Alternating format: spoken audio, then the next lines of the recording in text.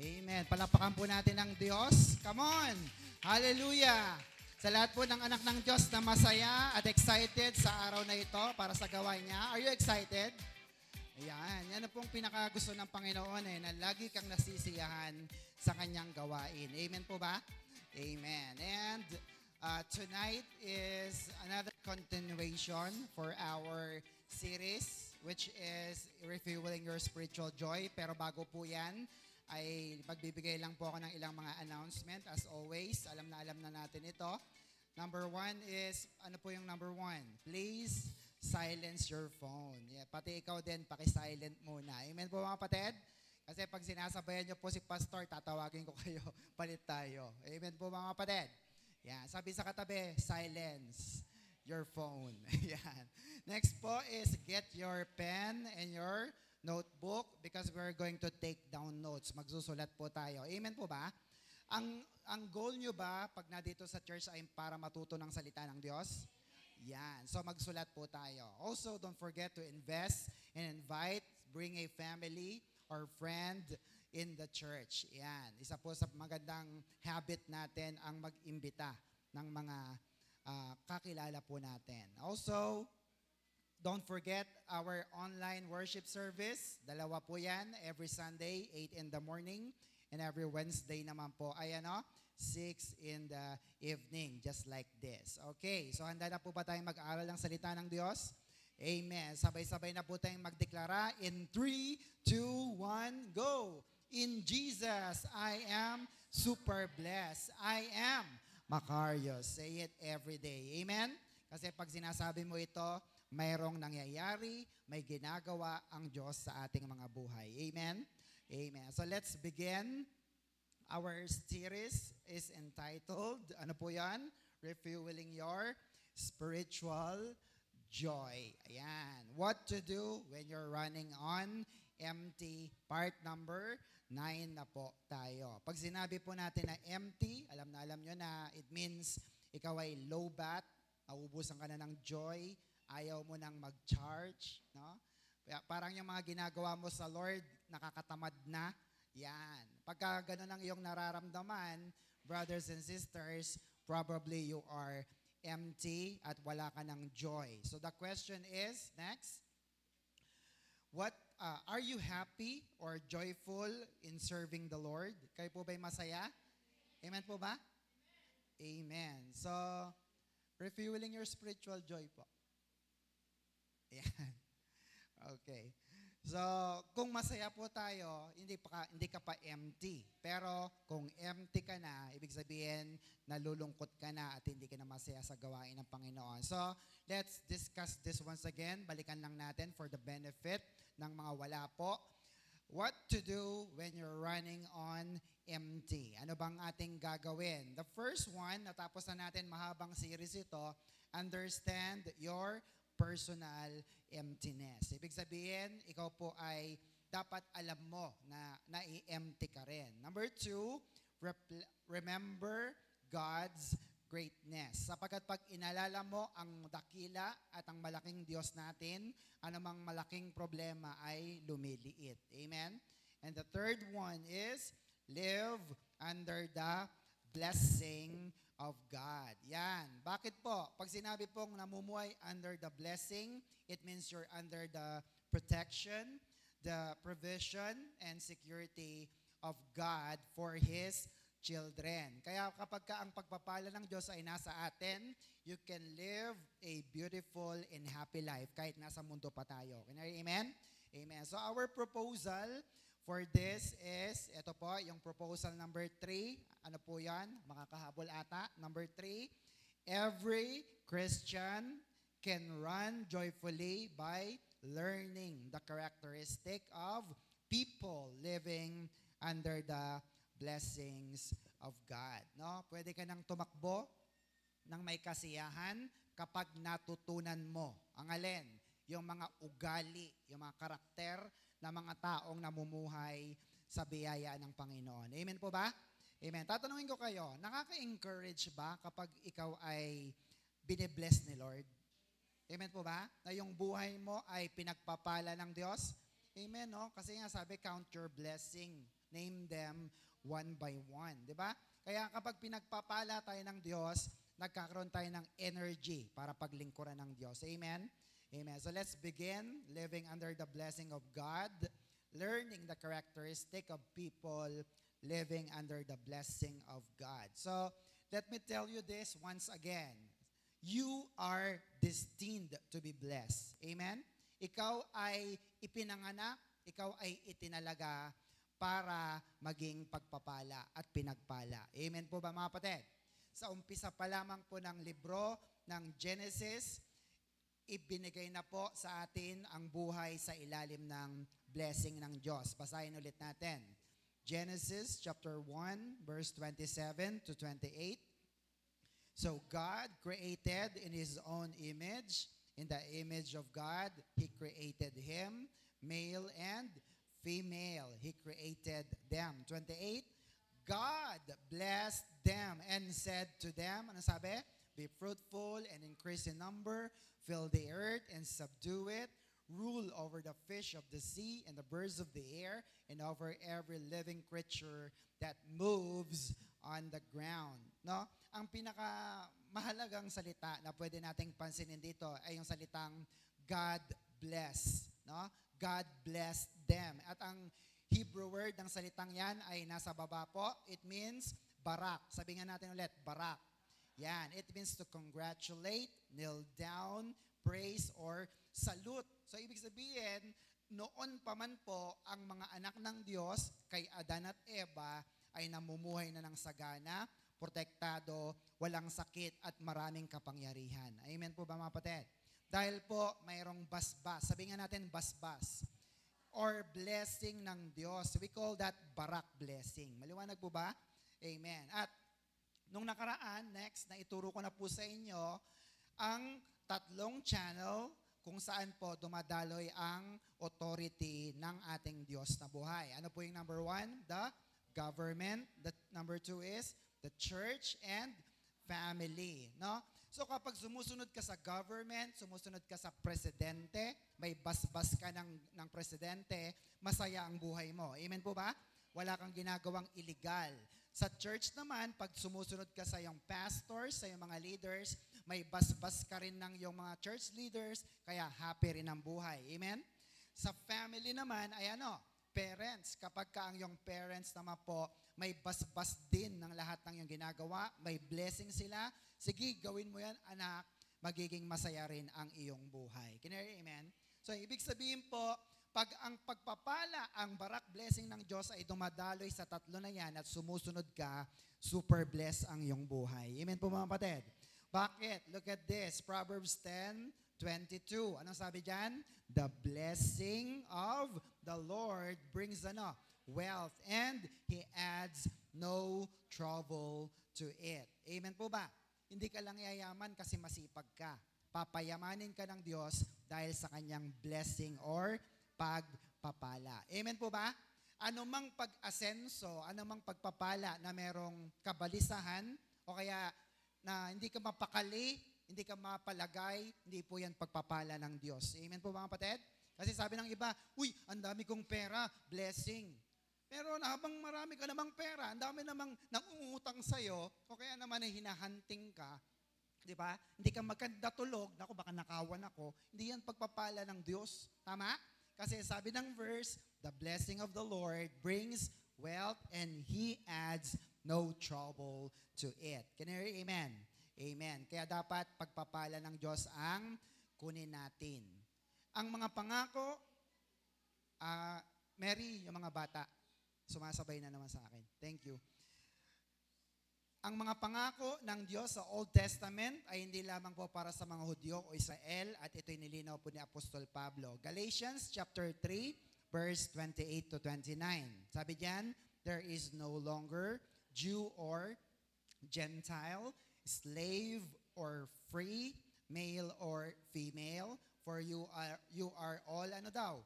Christians. Lahat daw po tayo Christian. And you are one in Christ Jesus. 29.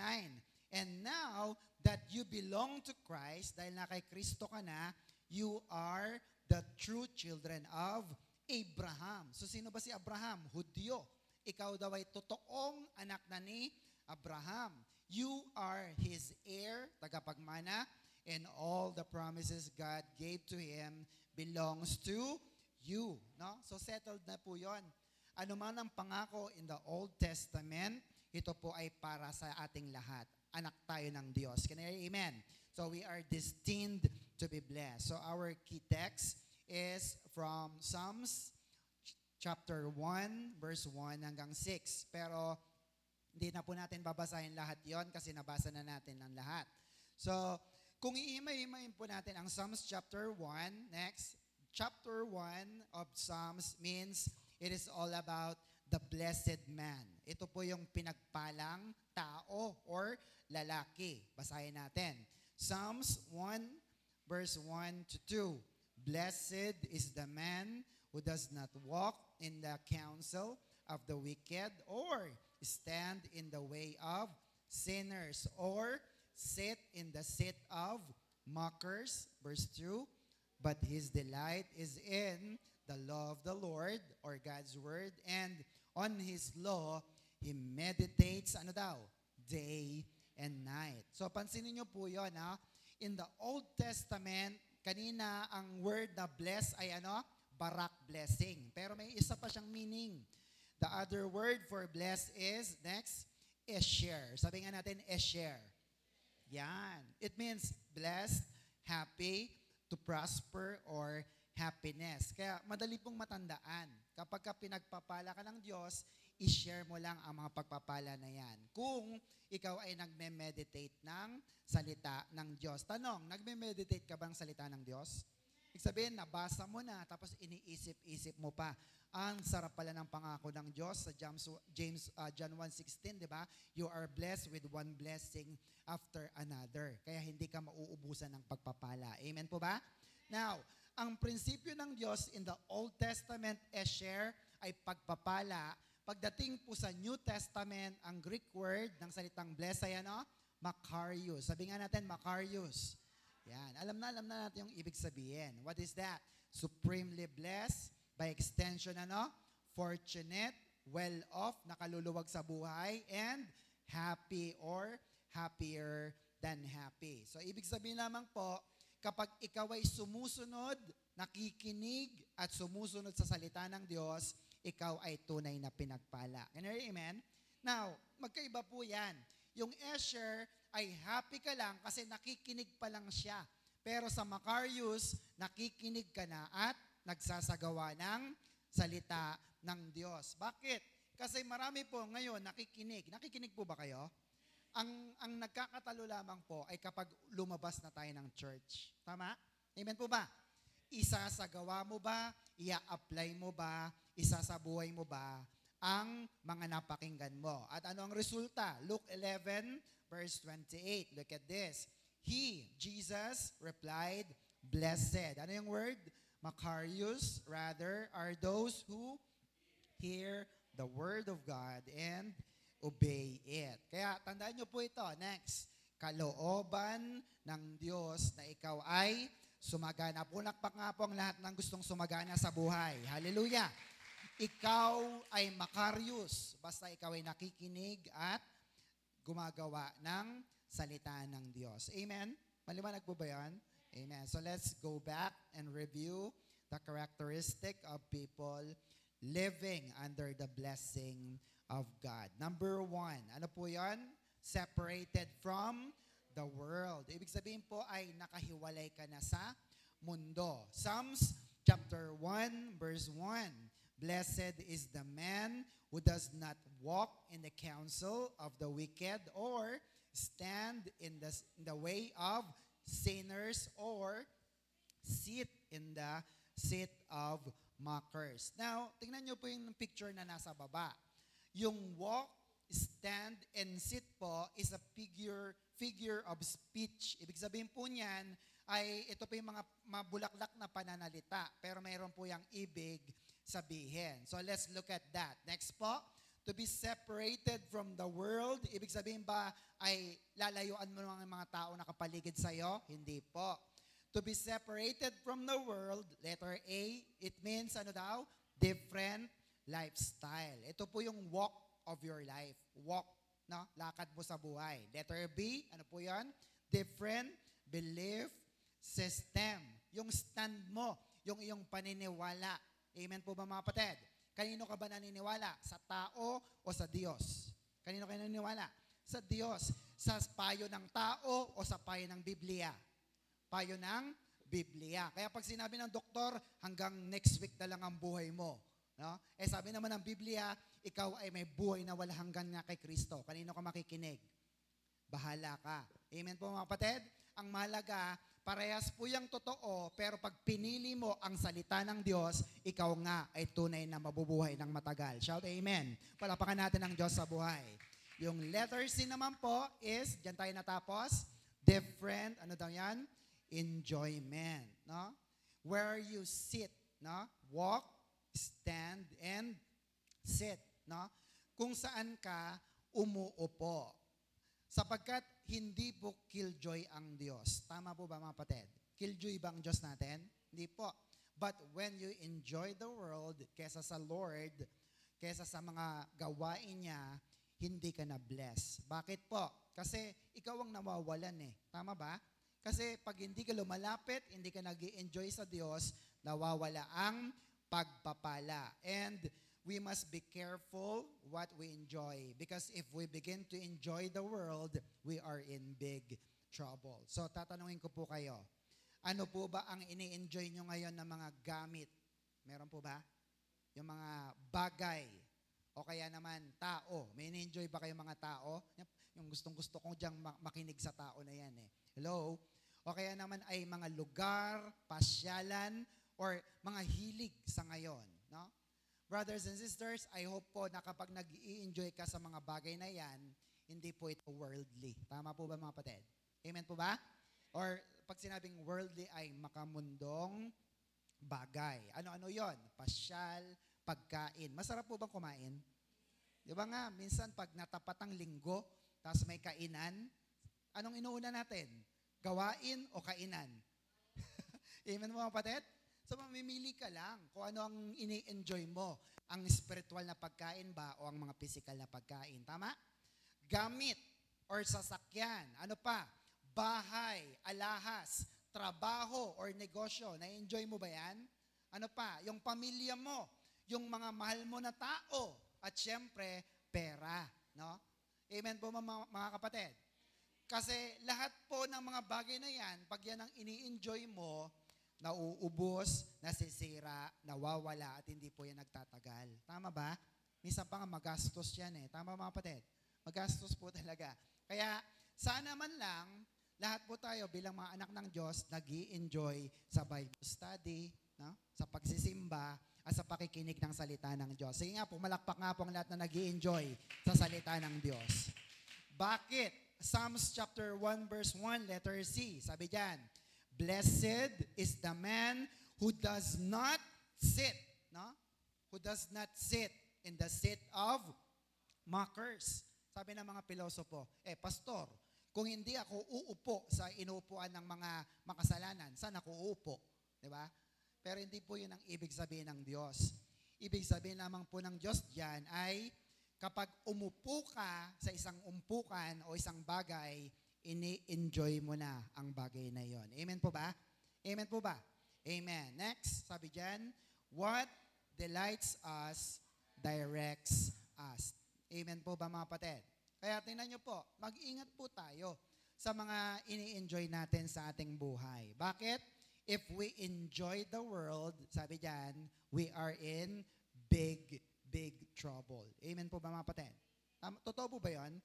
Oh, bakit trouble, pastor, pagka na-enjoy mo ang mundo? Kasi mawawala ka sa gawain ng Diyos. Tama ba mga kapatid? At isa po sa talagang ikinasisiya ng mga tao, mahirap man o mayaman, ay ano po? Cellphone. Totoo ba yun mga kapatid? Amen po ba mga kapatid? Kaya mo bang mabuhay nang walang cellphone? Minsan malingat ka nga lang, nasaan cellphone ko? Lobat nga lang, malapit ang malobat, i-charge mo kagad. Amen po mga kapatid? Amen? Pero ang maraming mga tao ay siyang-siya at aliw na aliw sa paghahawak ng kanilang mga cellphone at madalas o minsan nakakalimutan na nila ang Diyos. Amen po ba? Umamin po tayo. Totoo po ba yun? Amen. Alam niyo po, one time kasi po sa bahay namin ay wala ng internet. So wala ng wifi. At syempre, yung mga cellphone namin doon ay kapag may data lang. Alam niyo po, ang naging magandang epekto po ito sa aking anak. Bakit? Maaga siyang natutulog. Oh. At pag yung tulog niya mahaba talaga. Amen po mga kapatid. At nakakapahinga yung kanyang mata. Oh. Nakakapahinga rin ang kanyang isip. At nakakagawa siya ng mga assignment niya. No?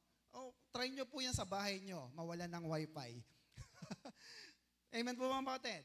Bakit? Kasi napag-aralan na natin last time na kapag ikaw ay walang tulog, syempre apektado ang iyong isip at pag apektado ang iyong isip, depressed ka at lagi kang balisa sa buhay. Can you amen?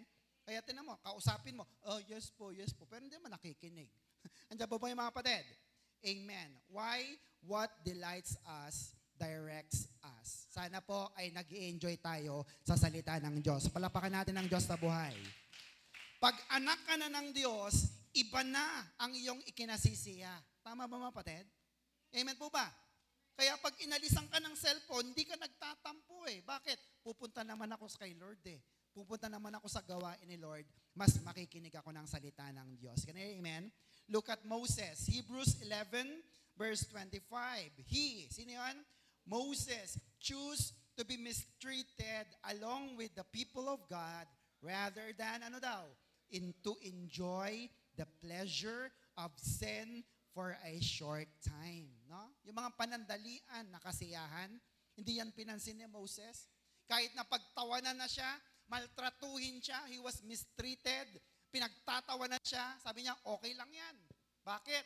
Kasi naman, yung enjoyment na yan is just for a short time. Can I hear amen? Amen po ba? Sabi ni Lord, John 15:19, if you were of the world would love you as its own. But you are not of the world, since I have chosen you out of the world. Therefore, the world hates you. No? Tingnan niyo po yan. Okay lang, normal lang na magalit sa iyo ang mundo. Tama ba mga kapatid? Yan ang sabi ng verse. Normal lang na layuan ka ng mga kaklase mo. Uy, weirdo naman to. Puro church, puro Bible. Normal lang po yan. Bakit? Sabi ng verse, because God has chosen you. Pinili ka na ng Diyos. Can you hear amen? Amen po ba mga kapatid? Therefore, the world hates you. Ayaw ng mundo ng mga Bible, ayaw ng mundo ng salita ng Diyos, ayaw ng mundo ng mga spiritual na pagpapala. Ang gusto niya lagi mga material na pagpapala. Kaya brothers and sisters, huwag kang magtaka kung nilalayuan ka. Can you hear amen? Amen po ba? Sabi na iba, pastor, wala na akong kaibigan. Wow. Brothers and sisters, hindi po totoo yan. Magkakaroon ka ng tunay na mga kaibigan at bibigyan ka ng Diyos ng kaibigan na maka-Diyos at dadaling ka sa tamang landas. Can you hear amen? Palapakan natin ang Panginoon. Are you with me mga kapatid? Amen. Palusot mo lang yan. Kaya sabi mo, hindi, kaya ako nakikisama sa kanila. That is very wrong. 1 Peter chapter 2 verse 9. Everybody. But, samahan niyo po ako. Medyo paus na ako eh. But you are a chosen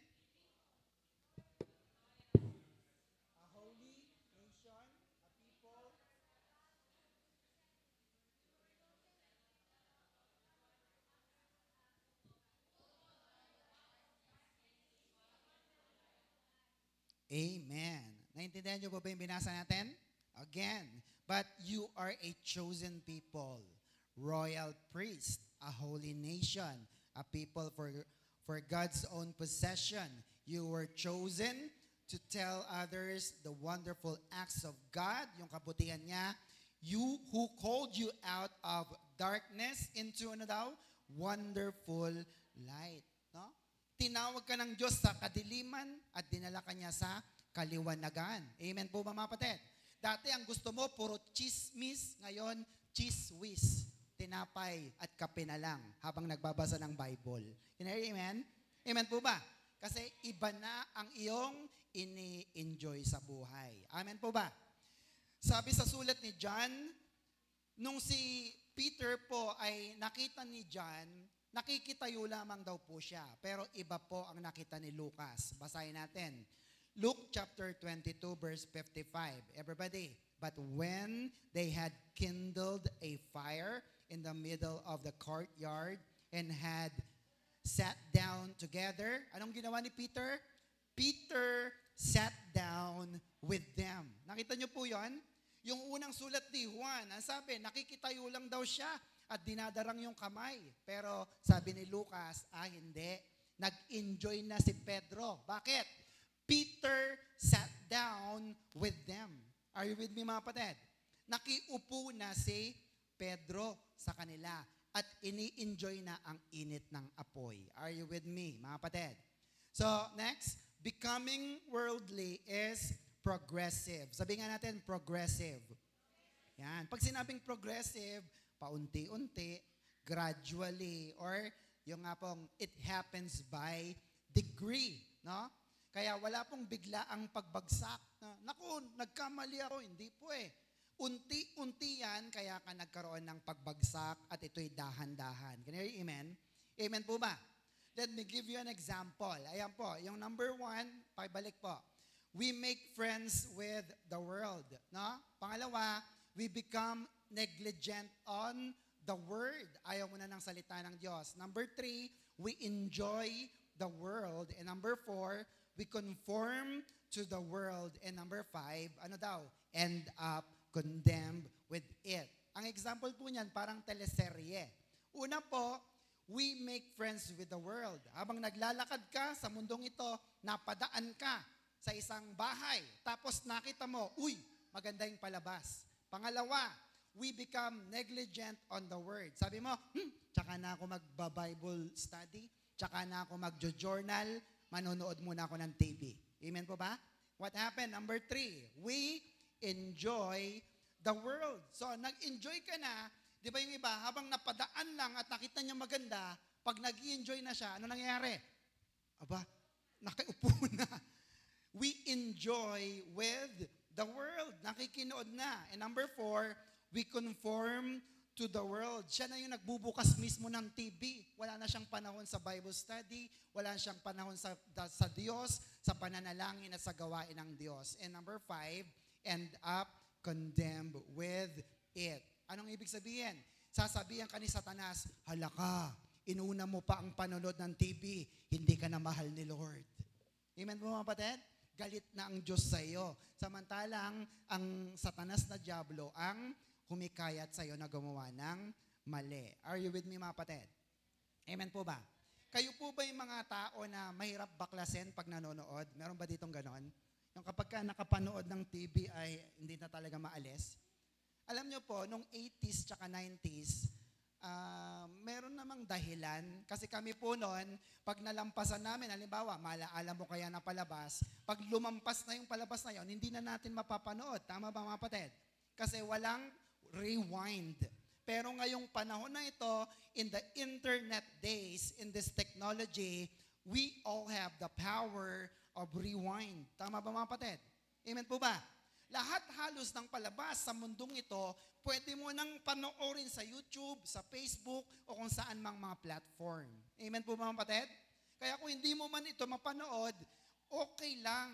Kasi pwede mo naman siyang i-rewind at unahin mo muna ang gawain ng Diyos na buhay. Shout amen. Palapakan natin ang Diyos na buhay. Sabihin sa katabi, tigil-tigilan ang panonood ng sobra-sobra. Amen po mga kapatid? Amen. Bakit? Next, do not enjoy the world. Why? It causes, ano daw? Fights and quarrels, some kill and covet. No? Pag minahal mo ang mundo, marami po nag-aaway-away dyan. Sa lupa, mana, pera, trabaho, negosyo. Amen po ba mga kapatid? Some kill and covet. Sabi nga natin, covet. Yan. Pag sinabing covet, yung covetousness, it is the desire to acquire. Anong ibig sabihin nun? Gusto mong magkaroon ng bagay na wala ka pa. And most of the time, these things belongs to someone else. Amen po mga kapatid? Hindi mo naman pag-aari, pero dahil gusto mo magkaroon din nun, papatay ka, magko-covet ka para lang makuha mo yung bagay na iyon. And that is very bad. Can you hear amen? Amen po ba? If you enjoy the world, you will fight, quarrel, kill, and covet. So anong dapat mong gawin para hindi mo magawa ito? Be thankful. Sabihin sa katabi, be thankful. Ikaw ba'y mapagpasalamat pag pinagpala ka ng Diyos? Binigyan ka niya ng 100. Are you thankful?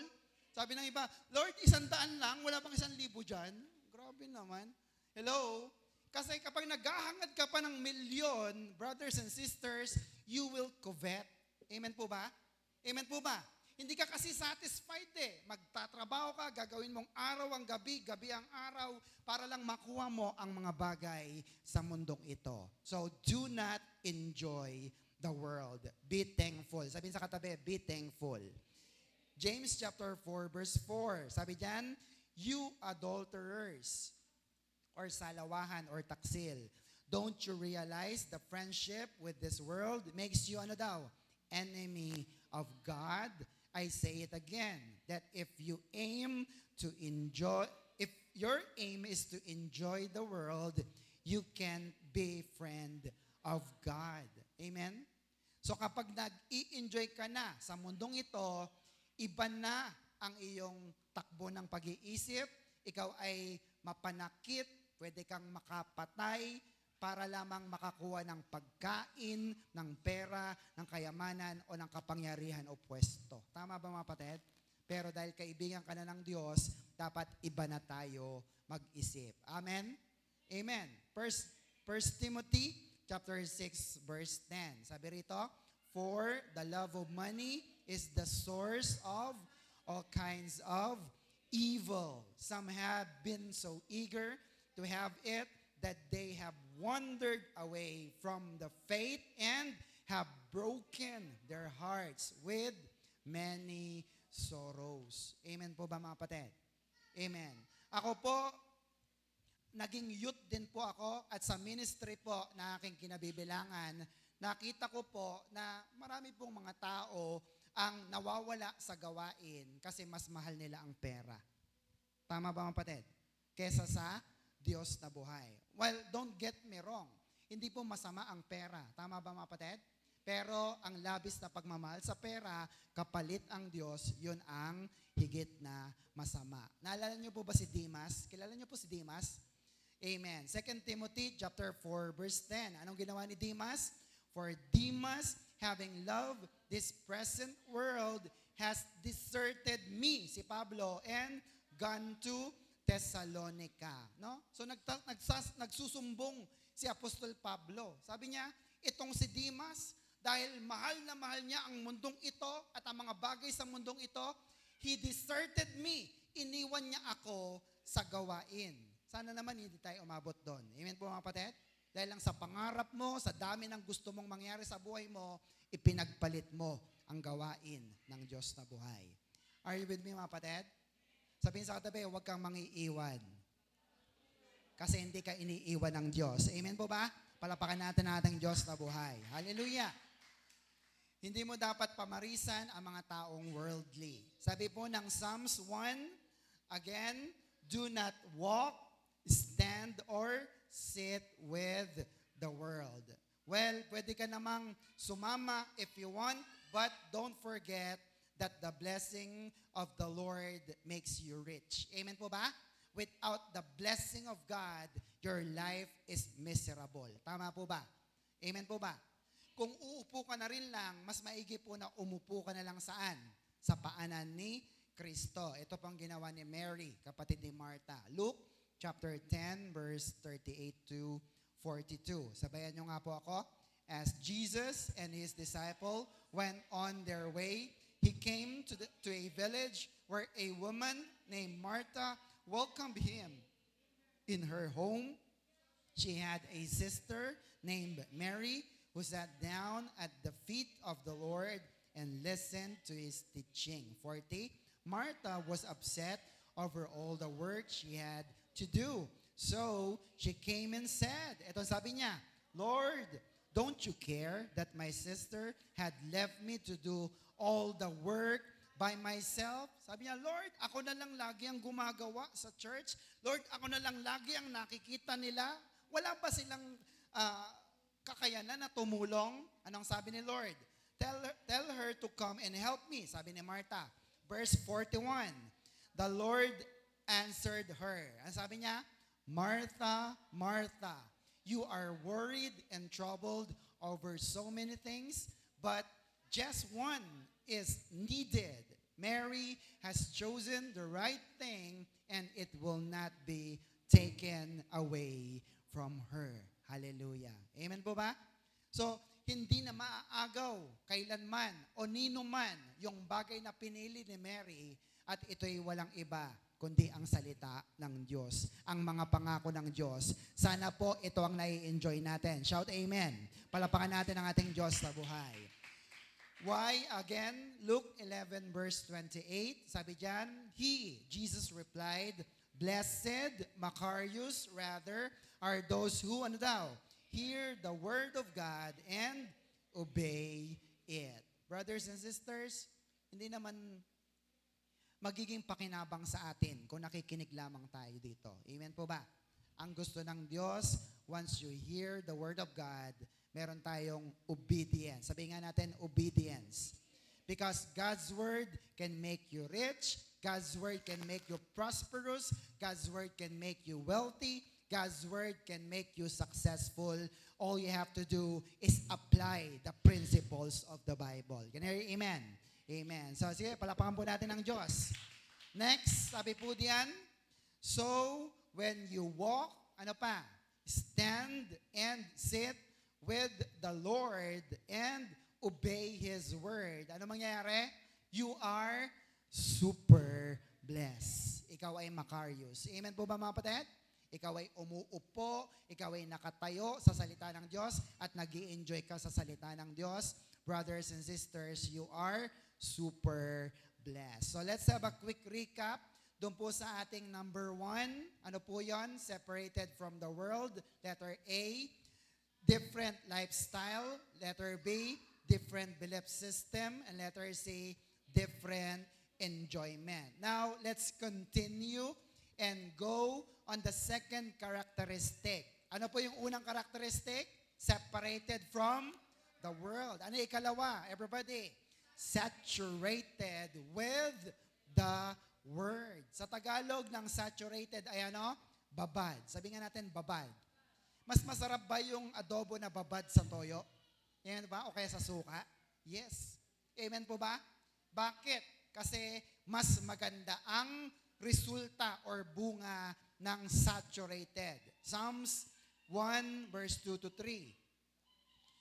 But his delight is in the law of the Lord, God's word, and on his law he meditates day and night. Verse 3, he is like a tree planted by the streams of water, which yields its fruit in season, and whose leaf does not wither. Look at the next line. Whatever he does, prosper. Alam niyo po yung pinakamagandang part ng Psalms 1, 2 to 3, yung pinakadulo. Whatever he does, prosper. Gusto niyo ba na lahat ng ginagawa niyo ay maging pagpapala? Magtagumpay? Amen po ba? Mayroon pong sekreto eh. Ano po yon? Yung word na delight. Sabi nga po natin, delight. Ang Hebrew word ng salitang delight ay, next, it means chepets or kapets. Yan. It means concretely a valuable thing, something desired in mind. Literally, it's a pleasure and enjoyment. Sa Tagalog po ay ano? Kinagigiliwan, inaasam-asam, or pinapangarap. Now, tatanungin ko po kayo, pinapangarap niyo po bang salita ng Diyos? Kayo po ba excited every Wednesday? Uy, Wednesday na. Ano ngayon? Makikinig ako ng salita ng Diyos. Amen mga kapatid? Uy, Sunday na. Ano ngayon? Pupunta ako sa church kasi inaasam-asam ko ang mga magagandang mensahe ng Diyos. Is that what you do? Amen po ba? Then kung yan ang ginagawa mo, you are kafets or chepets. Psalms chapter 1, verse 2, letter A, sabi dyan, but his delight is in the law of the Lord. Sabi nga natin, law of the Lord. Yung pong law of the Lord is God's Word. Amen po ba? Pag sinabing salita ng Diyos, ito yung kaisipan ng Diyos, ito po yung mga prinsipyo ng Diyos, at mga katuruan, guidelines, and commandments of God. Amen po ba? Kaya kung hihingi ka rin lang ng payo, hindi sa tao sa Biblia. Kaya dapat mahalaga na may binabasa tayo na salita ng Diyos. Can you hear amen? Amen po ba? Sige, palapakan natin ang Diyos na buhay.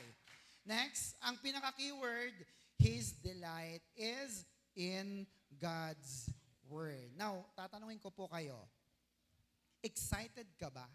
Nasisiyahan ka ba? At nabubusog ka ba sa pakikinig ng salita ng Diyos? Pumalakpak nga po ang lahat ng excited at nabubusog. Kasi kung excited ka, nabubusog ka ng salita ng Diyos, sabi ko nga po sa inyo, na ikukwento ninyo yung pinag-aaralan natin dito. Amen po ba? Mahirap bang mag-imbita? Hindi Hindi mahirap mag-imbita kung alam mo na nag-i-enjoy ka sa pinapakinggan mo. Kinari, amen? Amen po ba? Tatanungin ko kayo, na ikukwento nyo po ba ang gawain every Wednesday? Meron ba kayo napagsabihan na, uy, alam mo, pag Wednesday, grabe, ang ganda dun sa amin. Meron ba kayong mga ganon? O baka hindi natin nagagawa? Amen po ba, kapatid? Or naikwento nyo na ba ang pastor ninyo sa ibang tao? Alam nyo yung pastor namin? Punta ka. No? Makinig tayo ng salita ng Diyos at sigurado mapagpapala ka. Naikukwento po ba natin?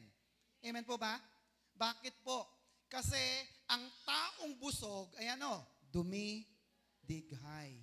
Baka naman may problema, pastor. Hindi nabubusog yung mga membro, kaya hindi sila dumidighay. Kaya kanina tinanong ko kayo, nabubusog po ba kayo ng salita ng Diyos? Yung mga mata nyo po ba, may nakikitang mga verses? Nagsusulat po ba kayo? So walang pagkukulang ang pastor, walang pagkukulang ang mga tagapagturo kung hindi kayo mabubusog. Ang may problema po siguro ay sino? Yung ballpen, ayaw sumulat. Handa po ba yung mga kapatid? Pero kidding aside, brothers and sisters, nandyan na ang lahat. Nakikita mo na, nababasa mo na, all you have to do is consume it, eat it, at i-share mo ito para hindi lang ikaw ang mapagpala, kundi ang ibang tao rin. Shout amen. Palapakan natin ang Diyos sa buhay. O ito na lang, sinishare nyo po ba yung online natin? Sinong nag-share? Taas ang kamay. Sino may mga cellphone po dito? Hello? Yan. Sinishare nyo po ba? O, baka naman ayaw nyong i-share kasi hindi naman ka-share-share. Brothers and sisters, mas nag-i-improve na po ang ating online preaching and worship, kaya paki-share nyo po yan sa iba't ibang mga tao. Amen po ba mga kapatid? Amen. Next question. Do you enjoy and value the Word of God? Amen? Nag-i-enjoy ka ba? Pinapahalagan mo bang salita ng Diyos? Kung pinapahalagan mo ang salita ng Diyos, bawat verse ni pastor nakasulat yan sa iyo. Tama po ba mga kapatid? K-FETS ang tawag po diyan. Amen po ba mga kapatid? Naalala ko po ang isang classic story. Ang title po niyan ay Hadlang. Sabihin mo nga, Hadlang. Nung ako po'y Christian pa lamang na bago, may narinig po ang kwento, at ito po ang kwento na yan. Mayroon pong isang lola na masipag po siyang umaten sa gawain. Kaya lang po, nagkaroon siya ng maraming mga apo. No? Kaya, nung nagkaroon siya ng maraming apo, hindi na siya maka-attend. One time, dinalaw po siya ng pastor. Ang sabi niya, Pastor, hindi na po ako nakakapunta ng church kasi po nag-aalaga ako ng apo. Ang sabi niya, Pastor, gusto ko po sanang mawala yung hadlang para maka-attend ulit ako sa church. Sabi naman ng pastor, ay ganun po ba sister? O sige po, ipag-pray natin na mawala ang mga apo mo para maka-attend ka sa church. Ang sabi naman ng matanda, ay hindi na po pastor, bukas na bukas po, dadaling ko na rin yung mga apo ko at sasamba kami sa Panginoon. Andiyan po pa yung mga kapatid? Hadlang At may part 2 po yan.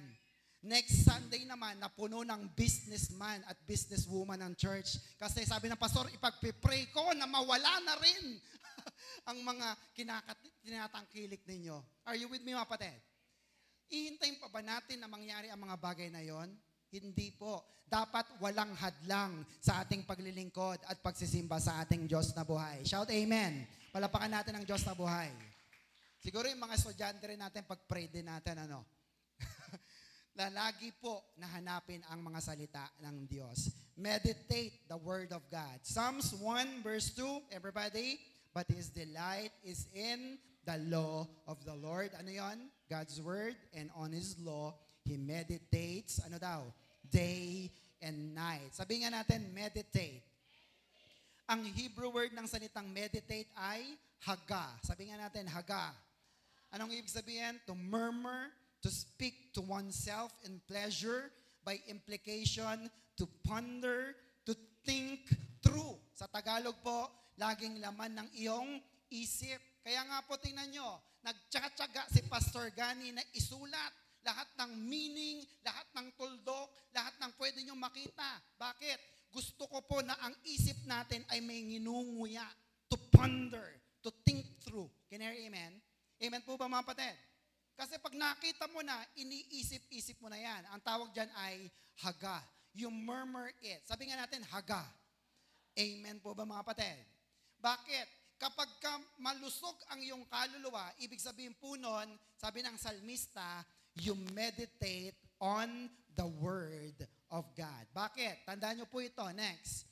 Food is for the body and meditation is for the soul. Again, food is for the body and meditation is for the soul. Ay, yung kaluluwa natin. Ano bang meron sa soul? Your mind, your emotion, and your will. Yung isip mo, hindi madaling matangay ng kalaban. Yung damdamin mo, yung kagustuhan, hindi basta-basta matatangay ng kalaban. Hindi ka talunan. Bakit? Kasi meron kang salita ng Diyos na buhay. Tanong, malusog ba ang iyong kaluluwa? Pag nagkaroon ka ba ng problema, kaya mo? Amen po ba? Mind telling you, hindi mo kaya pag wala kang salita ng Diyos. Buti na lamang po, meron tayong mga salita ng Diyos. Shout amen. Palapakan natin ang Diyos na buhay. Psalms 42 verse 1 to 2, as the deer pants for the streams of water, so my soul pants or longs for you. Kanino? O God, my soul thirsts for God, for the living God. When can I go and meet with God? No? So itong salmista na to, uhaw na uhaw sa Diyos. Sabi niya, Lord, ako'y naglolong sa iyo. Ako'y nagnanais na makita ka at makaniig ka na. Kailan kaya ulit ako makakapunta sa iyong presensya? Kayo po ba ganon? Wednesday na, sa mo, kailan kaya ulit sa Sunday? Ano kaya ang magandang mensahe ng Diyos para sa amin? Are you with me, mga kapatid? Amen. Hallelujah, praise the Lord. According to the research, you will forget more than 50% of what you've learned within an hour. And you forget 80% of what you learn by the end of the day. So, we need to hear, read, study, meditate, and apply the Word of God. Kaya nga po, lagi nating sinasabi, take down notes. Sabihin sa katabi, take down notes. Maliwanag po ba yun, mga kapatid? Kasi lahat ng sinasabi ko sa inyo rito, mula pa kanina, natatandaan nyo po ba? Hindi na. Ano yung Hebrew word ng salitang meditate? Haga. Tatalas pa, no? Mamayang patapos ang gabing ito, pansinin ninyo, ano nga ba ulit yung meditate? Andiyan po yung mga kapatid? Which is very, very true. Kaya nga po, as a very good student of the Word, are you a good student? O school bukol tayo, no? Kung dati school bukol ka sa school, sa salita ng Diyos, dapat you are a very good student. Amen po ba? You study, you hear, you meditate, you read, and apply the Word of God. Can you hear amen? Sige nga, palapakan natin ang Diyos na buhay. Sabihin sa katabi, magbago ka na. Magsulat tayo. Let's take down notes. Can you hear amen? Amen po ba mga kapatid? Bakit? Next, meditation fuels application. Sige nga, sabihin natin, meditation fuels application. Amen po ba? Ang gasolina po ay ang meditation. Pag wala kang iniisip-isip, wala ka ring gagawin na mga bagay or i-apply sa iyong buhay. Can Can you hear amen? Amen po ba? So let me give you practical ways to meditate. Number 1, mabilis lang. Picture it. No? May nakita kang verse, isipin mo ito. Picture it. Number 2, ano yan? Pronounce it. Sabihin mo. Psalms 23 verse 1. Psalms 23 verse 1. Number 3, paraphrase it. Padaliin mo. Yung ba yung pagkakasabi? Mas madali ito. Ang Panginoon ang aking pastol, hindi ako magkukulang at magugutom. Can you hear amen? Amen po ba? Number 4, personalize it. Angkinin mo. Dahil ang Panginoon ang aking pastol, si Gani ay hindi magugutom kailanman. Can you hear amen? Inangkin mo na siya eh. And number 5, pray it. Kapag nagpipray ka, Lord, sabi mo sa Psalms 23 verse 1, hindi ako magkukulang.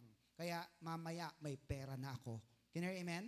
Mamaya may pagkain na ako. Mamaya meron ng supply ang aking bigasan. Shout amen. Practical ways to meditate the Word of God. Amen po ba? Kaya nga po, naituro ko na rin po sa inyo sa ating YouTube channel ang lesson na why you need to study God's Word. Bakit nga po ba kailangan mag-aral ng salita ng Diyos? Kasi kailangan tayo ng spiritual na mga pag-aaral. Joshua 1 verse 8. Malapit na po ang matapos. Joshua 1:8, everybody. Do not let this book of the law depart from your mouth. Anong sabi? Meditate on it. Kailan? Day and night. So that you may be careful to do. Ano yon? The application. Everything written in it. Ano pong resulta? Then you will be prosperous and successful. So himay-himay natin yun mga kapatid ha.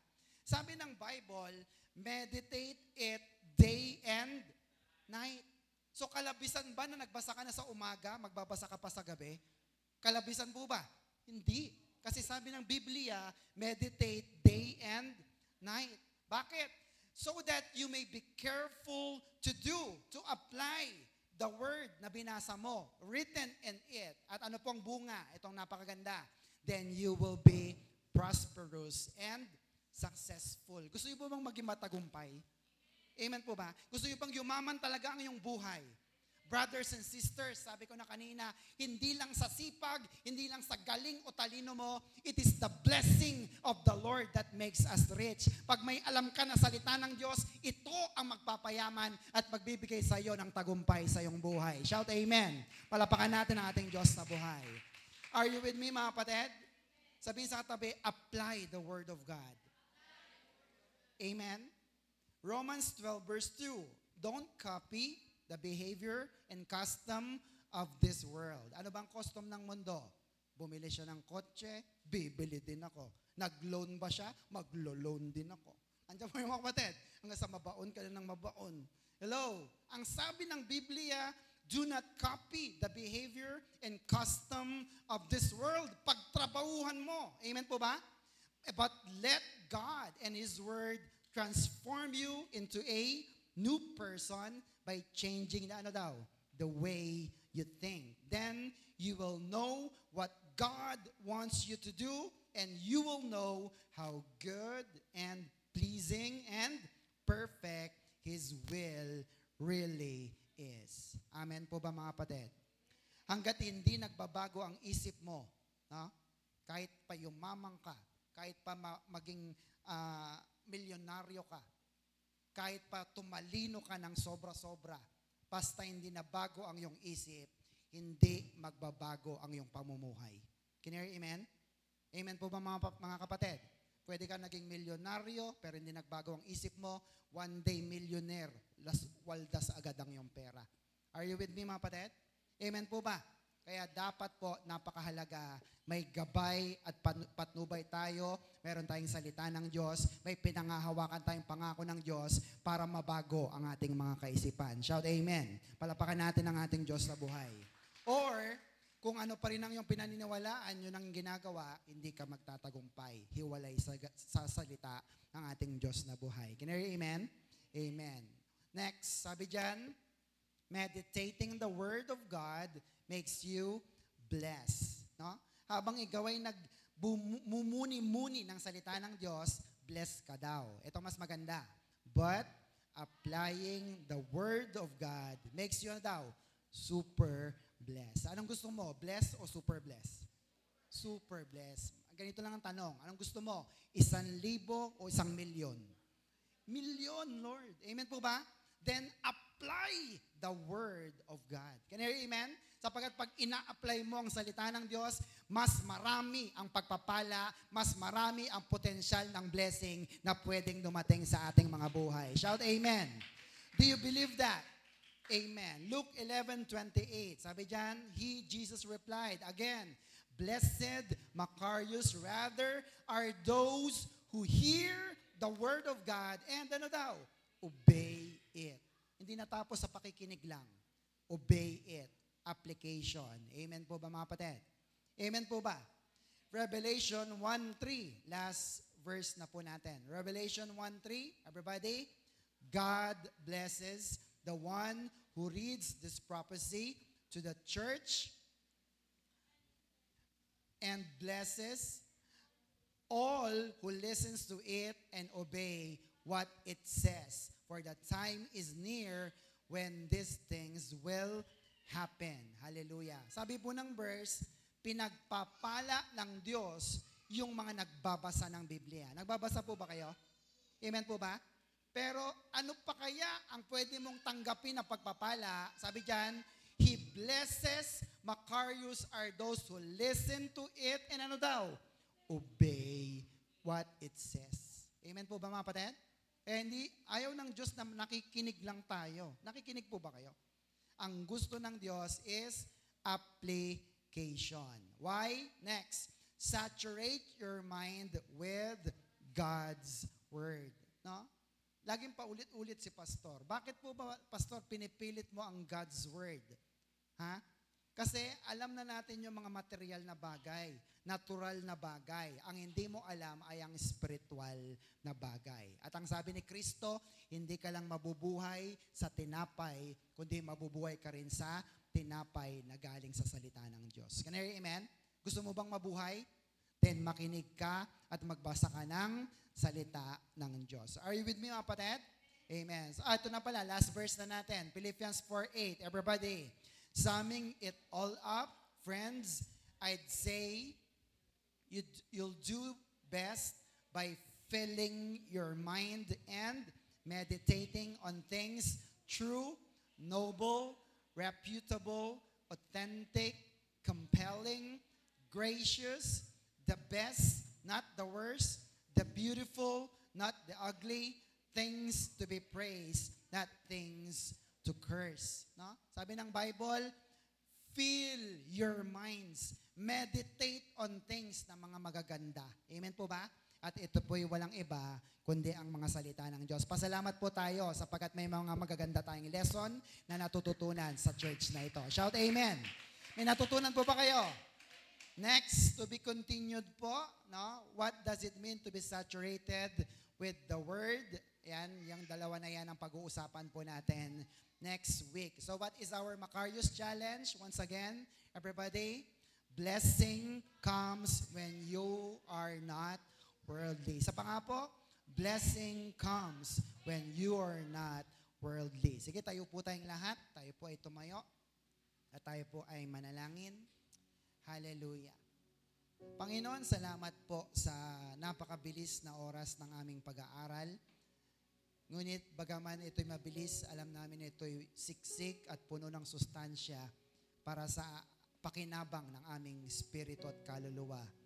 Ang iyong mga salita ay napakasarap, Panginoon. Kaya gusto po namin na ito'y i-meditate namin, namnamin namin sa aming mga buhay.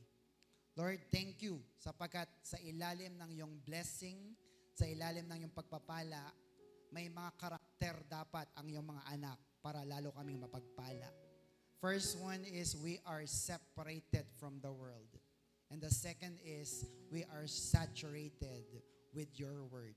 Panginoon, dalangin namin na lagi kami magbabad sa iyong mga salita. Hindi man kami makapagbasa sa umaga, then we are trying to make sure na makapagbasa kami sa gabi, Panginoon. Sapagkat kung hiwalay kami sa iyong mga salita, saan pa kami pupunta? Your word is the light into our path. ang iyong mga salita ang ilaw sa aming landas, Panginoon. Kaya naman, Ama, salamat po sapagkat naririto po ang aking mga kapatid na lagi na sumasaliksik ng iyong mga salita na nababasa po nila sa Biblia. Lord, dalangin po namin na hindi lamang namin ito nabasa, hindi lamang namin ito napakinggan. Ang dalangin namin, Panginoon, sa bawat isang naririto, may apply po namin ang mga salita mo. Gaya na po nasabi ng Pilipos 4:8 that we will fill our mind and meditate the Word of God upang patuloy po na maging maganda at maayos ang aming buhay sa mundong ito. Lord, salamat sapagkat napakarami ng iyong mga salita na pwede namin panghawakan. Napakaganda ng iyong mga pangako sa iyong salita sa Biblia. Kaya Lord, teach us to meditate on your word. Binabalik po namin sa inyo ang pinakamataas na papuri, pasasalamat at pagsamba. In Jesus' name we pray. And everybody say, Amen. Palapakan po natin ng Diyos. Ano po ulit ang ating Macarius Challenge? Malakas. Blessing comes when you're not worldly. To God be the glory. Are you blessed? Super. Kung napagpala po tayo, pagpalain din po natin ang gawain ng Panginoon. Let's go with our grace giving.